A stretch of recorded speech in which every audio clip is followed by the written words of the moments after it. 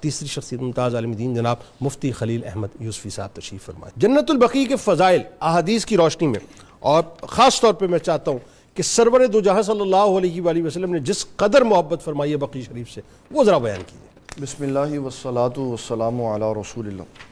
جنید بھائی، آج ہم بڑے اہم ٹاپک کے ساتھ یہاں پہ موجود ہیں۔ جنت البقیع کی جو ابتدا ہے یہ حضرت عثمان بن مظعون رضی اللہ تعالیٰ عنہ سے۔ ابن ابی شیبہ نے اپنے مصنف میں کتاب الاوائل کے اندر جو کام سب سے پہلے ہوئے ان میں یہ حدیث نقل کی کہ سب سے پہلے آپ کی تدفین ہوئی، اور اس میں مولا کائنات حضرت علی المرتضیٰ رضی اللہ تعالیٰ عنہ کا ایک بڑا خوبصورت فرمان عظیم ہمارے لیے مشعل راہ۔ آپ نے فرمایا کہ میں نے حضرت عثمان بن مظعون رضی اللہ تعالیٰ عنہ کی جب تدفین کر دی تو پھر مجھے کسی نے بتایا کہ نبی صلی اللہ تعالیٰ علیہ وسلم کا فرمان عظیم ہے، میری قبر شریف اور عثمان بن مظعون رضی اللہ تعالیٰ عنہ کی قبر شریف کا جو درمیانی حصہ ہے وہ بقیع ہے۔ اللہ فرماتے ہیں اگر مجھے یہ پہلے پتہ چلتا تو میں حضرت عثمان بن مظعون کو دور کر کے دفن کر دیتا تاکہ لوگ فیض یاب مزید ہو سکتے۔ اللہ اکبر، اللہ اکبر۔ تو یہ وہ عظیم حصہ ہے جہاں کائنات کے سب سے عظیم لوگ مدفون ہیں۔ حضور صلی اللہ تعالیٰ علیہ وسلم کی حدیث مبارک ہے، آپ نے فرمایا اگر تم سے یہ ممکن ہو کہ تم مرنا چاہو تو تمہیں چاہیے کہ مدینہ شریف میں آگے فوت ہو۔ اللہ فرمایا جو مدینہ شریف میں وصال کرے گا قیامت والے دن میں اس کی سفارش کروں۔ اللہ اکبر۔ حضرت سیدنا عمر بن خطاب رضی اللہ تعالیٰ عنہ اس معاملے میں سب سے زیادہ فکر مند رہتے تھے کہ میں نے اللہ تعالیٰ کے حضور دعا کی، یا اللہ مجھے شہادت بھی دینا اور اپنے محبوب صلی اللہ علیہ وسلم کے شہر میں دفن ہونے کا موقع۔ اللہ اکبر، آئے ہائے ہائے، اور کیا قبولیت ملی آپ یہ دیکھیے۔ بالکل، دونوں اللہ تعالیٰ باتیں نے اس سے بڑھ کے آپ کو عطا فرمایا۔ بہت قبول ہوئی بات۔ فرماتے ہیں کہ اللہ تبارک و تعالیٰ جل جلالہ کے ہاں جب یہ دعا کی گئی لیکن فکر رہتی تھی کہ اتنا پرامن نظام ہے تو شہادت کیسے ہوگی اس کے اندر۔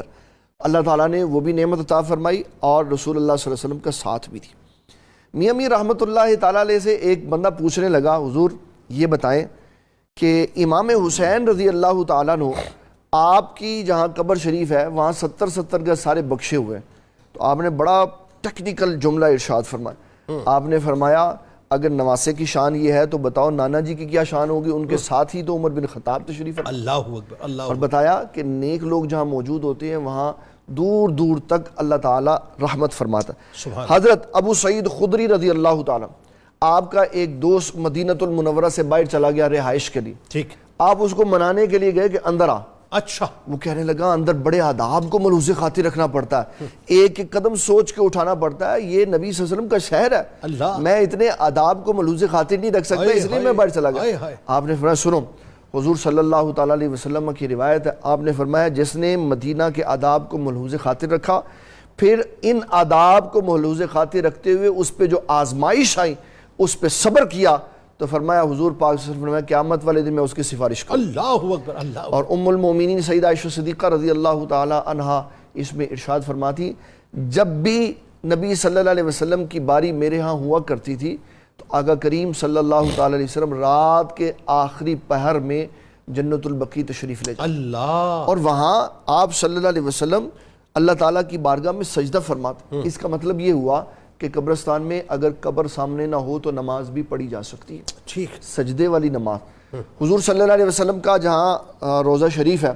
اس کے چاروں اطراف میں لوگ کھڑے ہوتے، آگے ویسے میں نے کسی محبت والے کو آگے نہیں کھڑے ہوتے ہوئے دیکھا، وہ کہتا ہے کہ موت آ جائے لیکن رسول اللہ صلی اللہ علیہ وسلم کی قبر شریف کے آگے کھڑے ہو کے نماز نہ میں پڑھوں، سوال ہی یا ادھر چلا جاؤں یا ادھر چلا جاؤں، پیٹ تو سوال ہی نہیں ہے، سوال ہی۔ پیچھے پڑھتے۔ اب چونکہ قبر شریف اور پیچھے والے حصے کے درمیان میں دیوار ہے اندر بھی اور جالی بھی لگی ہوئی ہے، اس سے یہ مسئلہ امت کو سمجھ لینا چاہیے، قبر اور بندے کے درمیان میں اگر دیوار حائل ہو جائے تو پھر اس جگہ نماز پڑھی جا سکتی ہے جس کے آگے قبر موجود ہے، اس سے شرعی طور پر کوئی قباحت نہیں آتی۔ جب قبر براہ راست سامنے ہے پھر وہاں سجدہ نہیں ہو سکتا، یہ سخت ناجائز اور حرام کاموں میں سے ٹھیک ہے، بالکل ٹھیک۔ پھر